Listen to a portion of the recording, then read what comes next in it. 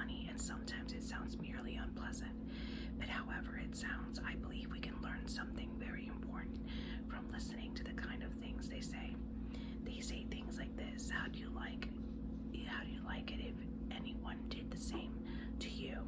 That's my seat. I was there first. Leave him alone. He isn't doing any harm. Why should you shove in first? Give me a bit of your orange. I gave you a bit of mine. Come on, you promised. People say things like that every day. Educated people, as well as uneducated, and children, as well as grown-ups. Now, what interests me about all these remarks is that the man who makes them is not merely saying that the other man's behavior does not happen to please him. He is appealing to some kind of standard of behavior which he expects the other man to know about. And the other man very seldom replies, "To hell with your standard." Nearly always he tries to make out that what he has been doing does not really go against the standard, or that if it does, there is some special excuse. It pretends there is some special reason in this particular case why the person who took the seat first should keep it, or that things were quite different when he was given the bit of orange, or that something has turned up which lets him off keeping his promise. It looks, in fact, very much as if both parties had in mind some kind of law or rule of fair play, or decent behavior, or morality, or whatever you like to call it, about which they really agreed. And if they had not, they might of course fight like animals, but they could not quarrel in the human sense of the word. Quarreling means trying to show that the other man is in the wrong, and there would be no sense of trying to do that unless you and he had some sort of agreement as to what right and wrong are. Just as there would be no sense in saying that a footballer had committed a foul unless there was some agreement about the rules of football. Now, this law or rule about right and wrong used to be called the law of nature. Nowadays, when we talk about the laws of nature, we usually mean things like gravitation or hereditary or the laws of chemistry. But when the older thinkers called the law of right and wrong the laws of nature, they really meant the law of human nature. The idea was that just as all bodies are governed by the law of gravitation and organisms by biological laws, so that creature called man also had his law, with this great difference that a body could not choose whether it obeyed the law of gravitation or not, but a man could choose either to obey the law of human nature or to disobey it. We may put this in another way. Each man is at every moment subjected to several different sets of laws, but there is only one of these which he is free to disobey. As a body, he is subjected to gravitation and cannot disobey it. If you leave him unsupported in the midair, he has no more choice about falling than a stone has. As an organism, he is subjected to various biological laws which cannot disobey any more than an animal can. That is, he cannot disobey those laws which he shares with other things, but the law which is peculiar to his human nature, the law he does not share with animals or vegetables or inorganic things, is the one he can disobey if he chooses. This law was called the law of nature because people thought that everyone knew it by nature and did not need to be taught it. They did not mean, of course, that you might not find an odd individual here and there who did not know it, just as you find a few people who are colorblind or have no ear for a tune. But taking the race as a whole, they thought that the human idea of decent behavior was right. If they were not, then all the things we said about the war were nonsense. What was the sense in saying the enemy were in the wrong unless right is a real thing, which the Nazis at bottom knew as well as we did and ought to have practiced. If they had no notion of what we mean by right, then, though we might still have had to fight them, we could no more have blamed them for that than for the color of their hair. I know that some people say the idea of a law of nature or decent behavior known to all men is unsound because different civilizations and different ages have had quite different moralities. But this is not true. There have been differences between their moralities, but these have never amounted to anything like a total difference. If anyone will take the trouble to compare the moral teaching of, say, the ancient Egyptians, Babylonians, Hindus, Chinese, Greeks, and Romans, what will really strike him will be how very like they are to each other and to our own. Some of the evidence for this I have put together in the appendix for another book called The Abolition of Man, but for other present purpose, I need only ask the reader to think what a totally different morality would mean.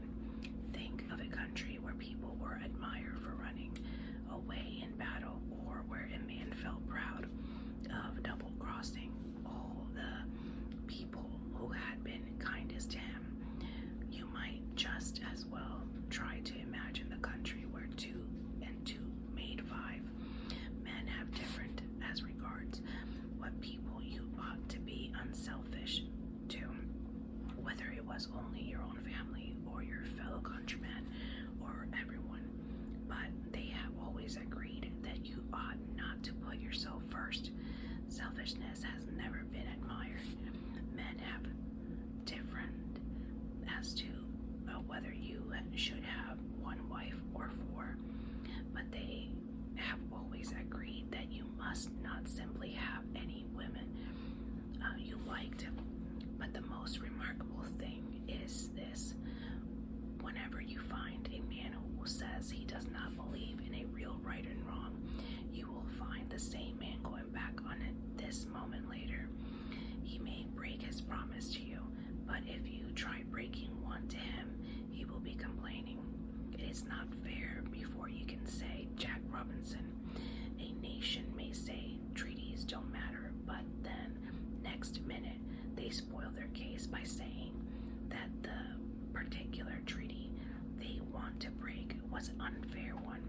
But if treaties do not matter, and if there is no such thing as right and wrong, in other words, if there is no law of nature, what is the difference between a fair treaty and an unfair one? Have they not let the cat out of the bag and shown that, whatever they say, they really know the law of nature just like anyone else? It seems when we are forced to believe in a real right and wrong, people may be sometimes mistaken about them, just as people sometimes get their sums wrong, but they are not a matter of mere taste and opinion any more than a multiplication table. Now, if we are agreed about that, I go on to my next point, which is this: none of us are really keeping the law of nature. If there are any exceptions among you, I apologize to them. They had much better read some other book, for nothing I'm going to say concerns them. And now, turning to the ordinary human beings who are left, I hope you will not misunderstand what I'm going to say.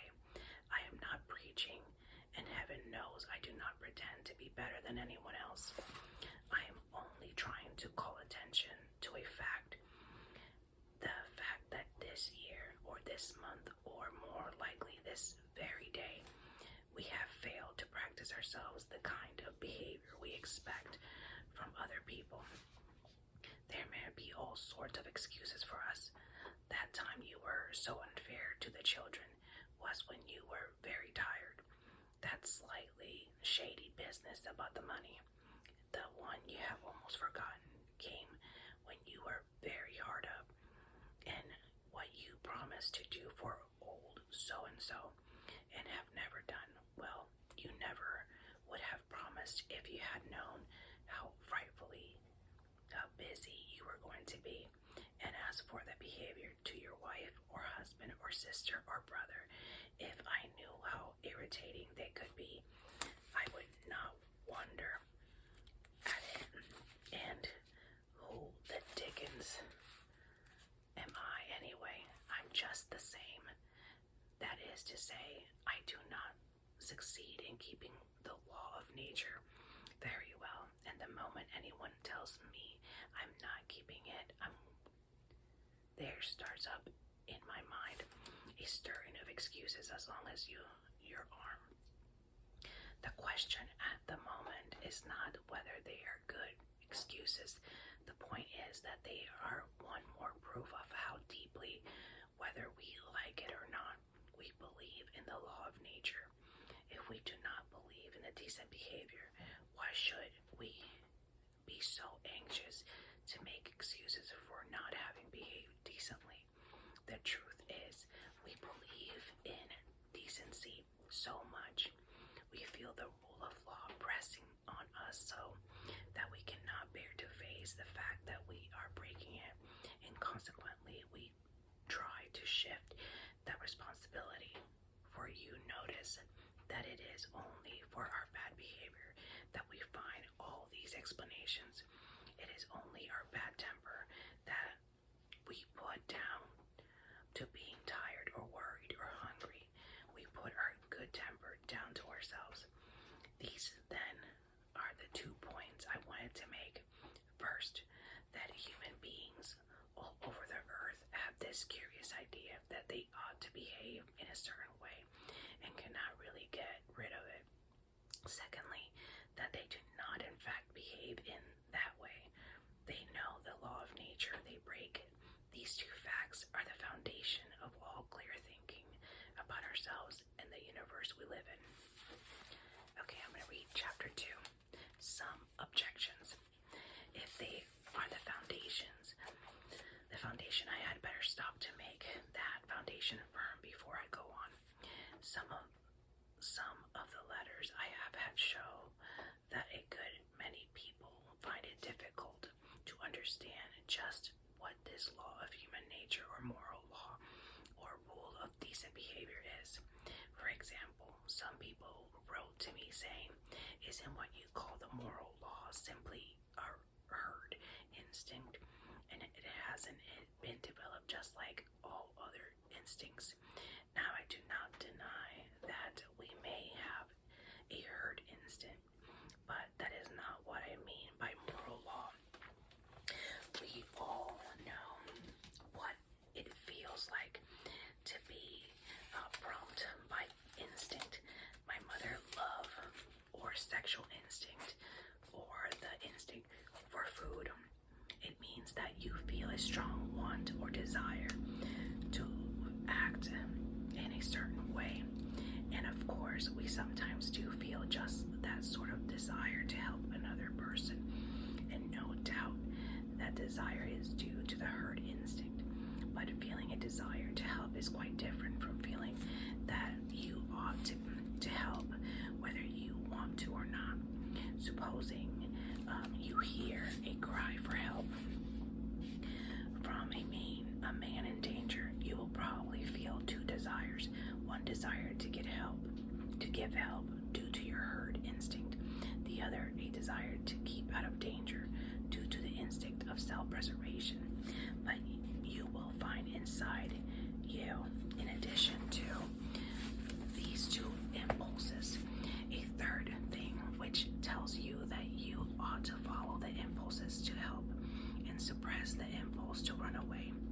Now, this thing that judges between 2 instincts, that decides which should be encouraged, cannot itself be either of them. You might as well say that the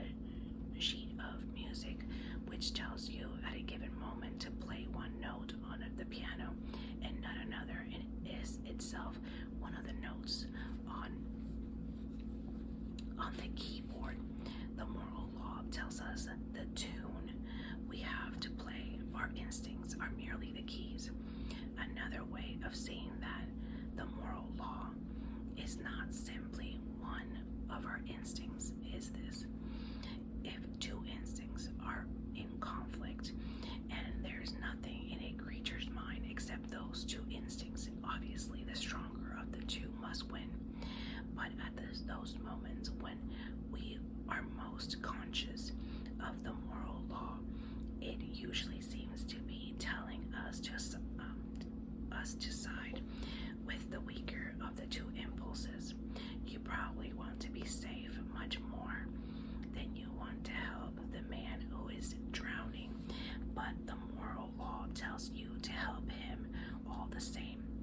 And surely it often tells us to try to make the right impulse stronger than it naturally is.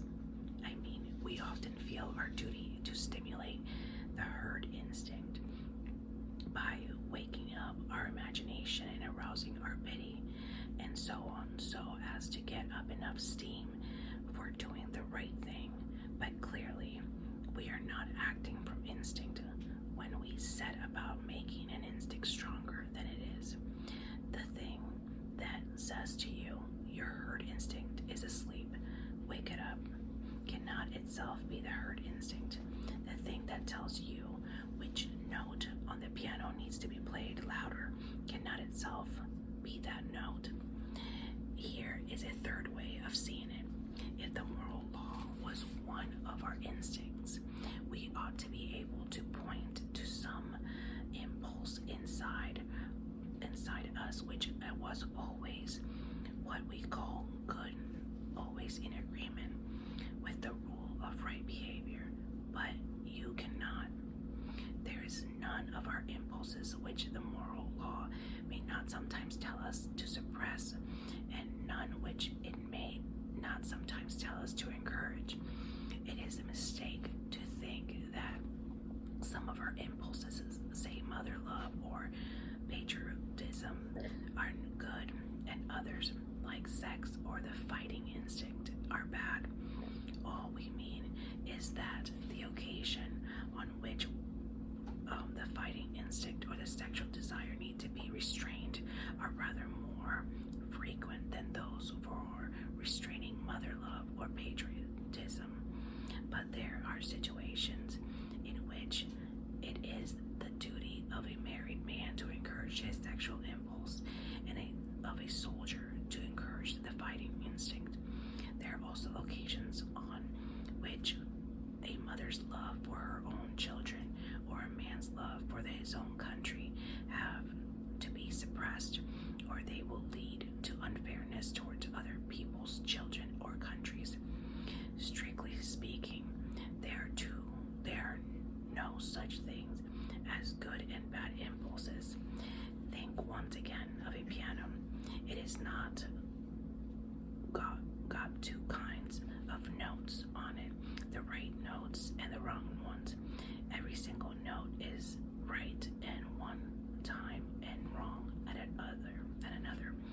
The moral law is not any one instinct or set of instincts. It is sometimes something which makes a kind of tune, the tune we call goodness or right conduct, by directing the instinct. By the way, the point is of great practical consequences. The most dangerous thing you can do is to take any one impulse of your own nature and set it up as the thing you ought to follow at all costs. There is not one of them which will make us into devils if we set it up as an absolute guide. You might think,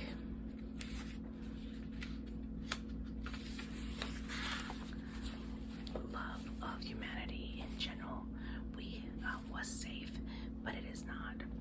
If you leave out justice, you will find yourself breaking agreements and faking evidence in trials for the sake of humanity, and become in the end a cruel and treacherous man. Other people wrote to me saying, isn't what you call the moral law just a social convention, something that is put into us by education? I think there is a misunderstanding here. The people who ask that question are usually taking it for granted that if we have learned a thing from parents and teachers, then that thing must be merely a human invention. But of course, that is not so. We learn the multiplication table at school.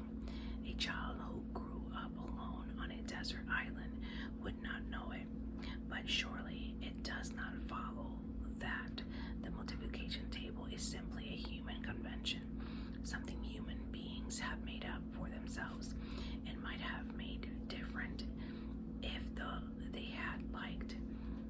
I fully agree that we learn the rule of decent behavior from parents and teachers and friends and books as we learn everything else, but some of the things we learn are mere conventions which might have been different. We learn to keep to the left of the road, but it might just as well have been a rule to keep to the right, and others of them like mathematics are real truth. The question is to which class the law of human nature belongs. There are two reasons for saying it belongs to the same class, mathematics.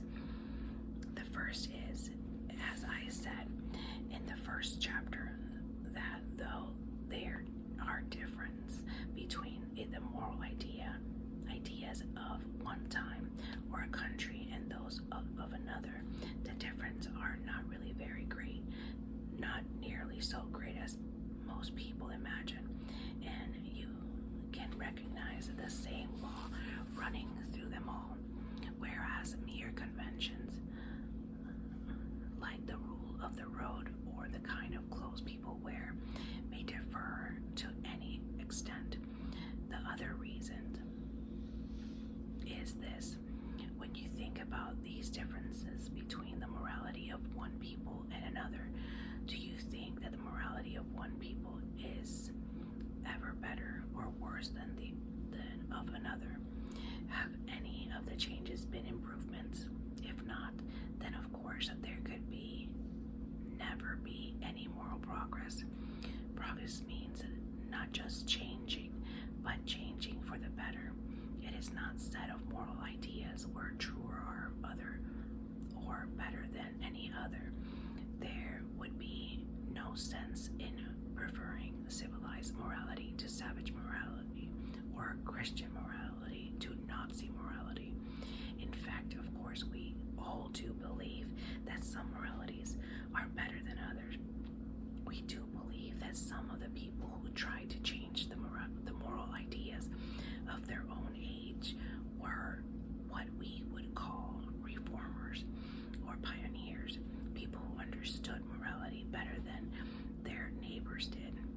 Very well then, the moment you say that one set of moral ideas can be better than another, you're in fact measuring them both by a standard, saying that one of them conforms to that standard more nearly than the other.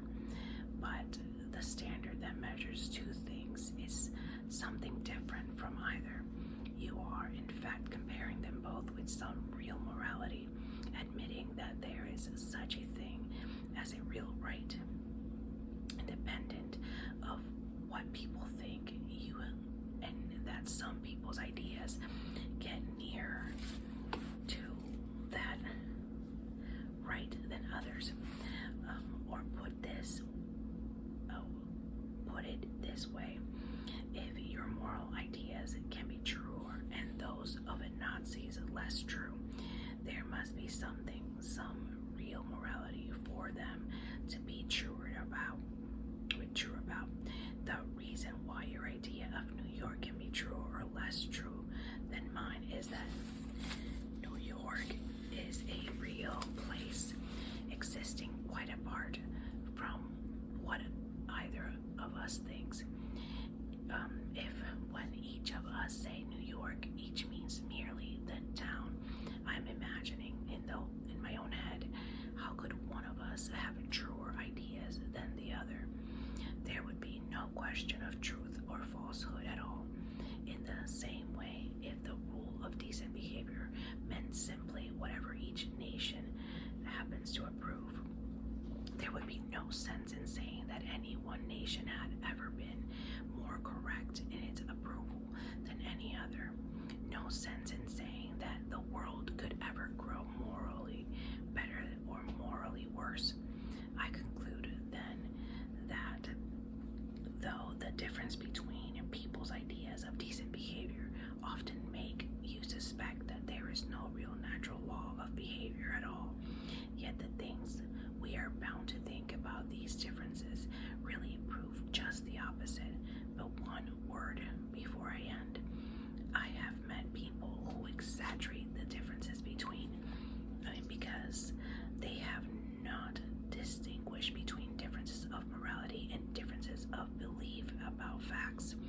For example, one man said to me, 300 years ago, people in England were putting witches to death. Was that what you call the rule of human nature or right conduct?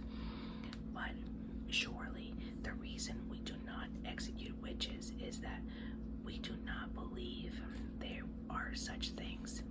If we did, if we really thought that they were people going about who had sold themselves to the devil and received supernatural powers from him in return, and were using these powers to kill their neighbors or drive them mad or bring bad weather, surely we would all agree that if anyone deserved the death penalty, then these filthy Quisling did.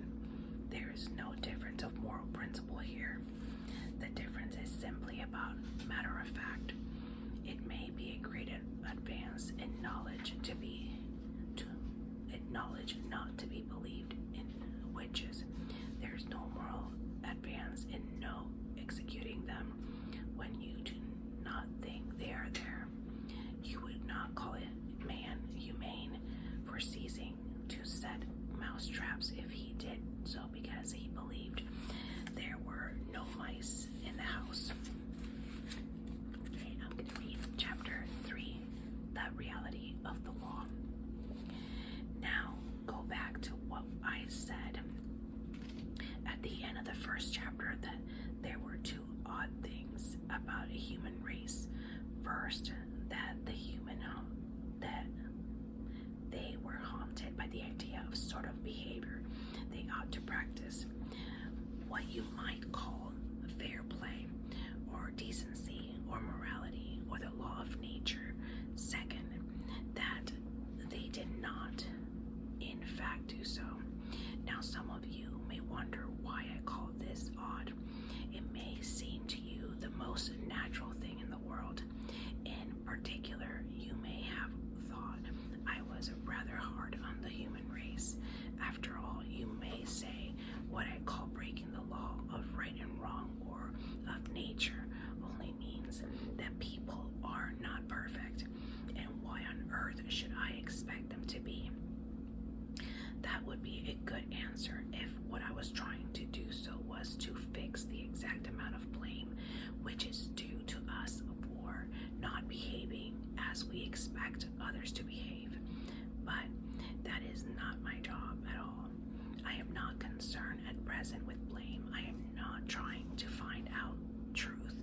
And from that point of view, the very idea of something being imperfect, of its not being what it ought to be, has certain consequences.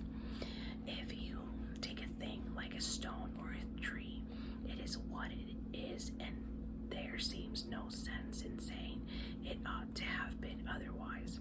Of course, you may say stone is the wrong shape if you want to use it for a rockery, or that a tree is a bad tree because it does not give you as much shade as you expected. But all you mean is that the stone or the tree does not happen to be convenient for some purpose of your own. You're not you are not, except as a joke, blaming them for that. You really know that given the weather and the soil, the tree could not have been any different. What we, from our point of view, call a bad tree is obeying the laws of nature just as much as a good one. Now, have you noticed what follows? It follows that what we usually call the laws of nature, the way weather works on tree, for example, may not really be laws in the strict sense, but only a manner of speaking. When you say that falling stones always obey the law of gravitation, it is not this much the same as saying that the law only means what stones always do. You do not really think that when a stone is let go, it suddenly remembers that it is under orders to fall to the ground. You only mean that in fact it does fall.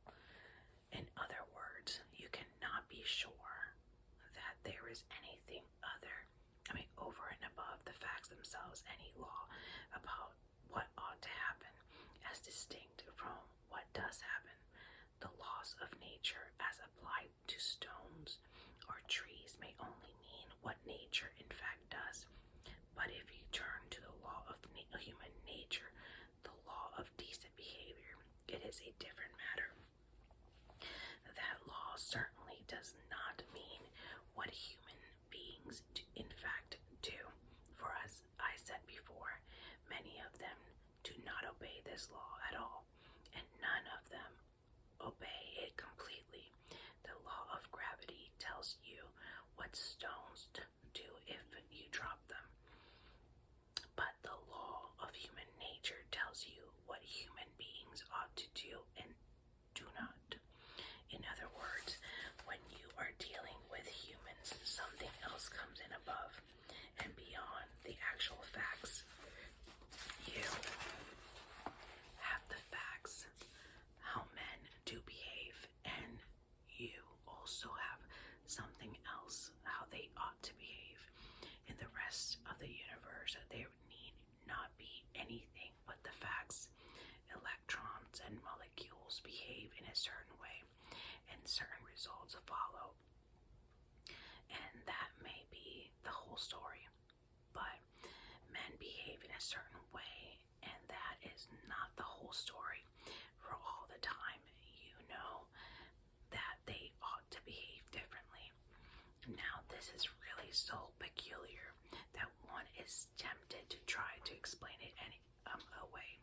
For instance, we might try to make out that when you say a man ought not to act as he does, you only mean the same as when you say that a stone is the wrong shape, namely that what he is doing happens to be inconvenient to you. But that is simply untrue.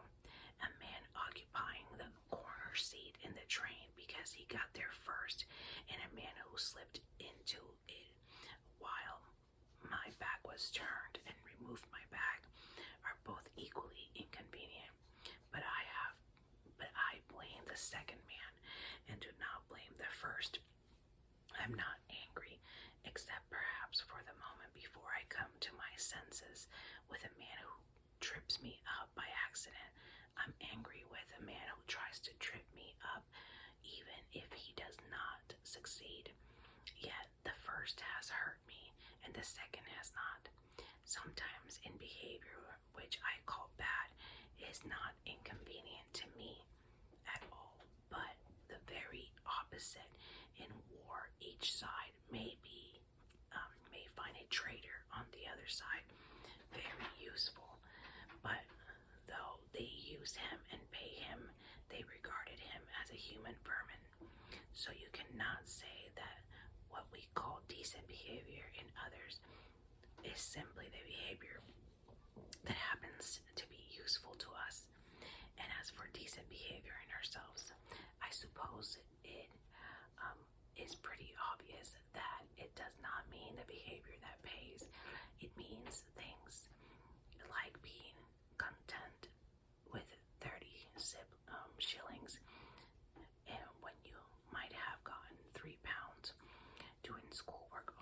when it would be easy to cheat, leaving a girl alone when you would like to make love to her, staying in dangerous places when you would rather go somewhere safer, keeping promises you would rather not keep, and telling the truth even when it makes you look like a fool. Some people say that though decent conduct does not mean what pays each particular person at a particular moment, still it means what pays the human race as a whole, and that consequently there is no mystery about it. Human beings, after all, have some sense. They see that you cannot have any real safety or happiness except in a society where everyone plays fair, and it is because they see this that they try to behave decently. Now, of course, it is perfectly true that safety and happiness can only come from individuals, classes, and nations being honest and fair and kind to each other. It is one of the most important truths in the world, but as an explanation of why we feel as we do about right and wrong, it just misses the point. If we ask what ought I to be unselfish, and you reply because it is good for society, we may then ask, why should I care what's good for society except when it happens to pay me personally? And then you will have to say, because you ought to be unselfish, which simply brings us back to where we started. You are saying what is true, but you are not getting any further. If a man asked what was the point of playing football, it would not be much good saying in order to score goals. For trying to score goals is the game itself, not the reason for the game, and you would really only be saying football was football, which is true, but not worth saying in the same way. If a man asks what is the point of behaving decently, it is no good replying in order to benefit society, for trying to benefit society, in other words, being unselfish. For society, after all, only means other people, is one of the things decent behavior consists in. All you are really saying is that decent behavior is decent behavior. You would have saying just as much if you had stopped at the statement, men ought to be unselfish. And that is where I do stop. Men ought to be unselfish, ought to be fair. Not that men are unselfish, not that they like being unselfish, but that there ought to be the moral law or law of human nature. It is not simply a fact about human behavior in the same way as the law of gravitation is, or maybe simply a fact about how heavy objects behave. On the other hand, it is not the mere fancy, for we cannot get rid of the idea, and most of the things we say and think about men would be reduced to nonsense if we did. And it is not simply a statement about how we should like men to behave for our own convenience, for the behavior we call bad or unfair. It is not exactly the same as a behavior we find inconvenient and may even be the opposite. Consequently, this rule of right and wrong, or law of human nature, or whatever you call it, must somehow or other be a thing that is really there, not made up by ourselves, and yet it is not a fact in the ordinary sense, in the same way as our actual behavior is a fact. It begins to look as if we shall have to admit that there is more than one kind of reality, that in this particular case there is something above and beyond the ordinary facts of men's behavior, and yet quite definitely real.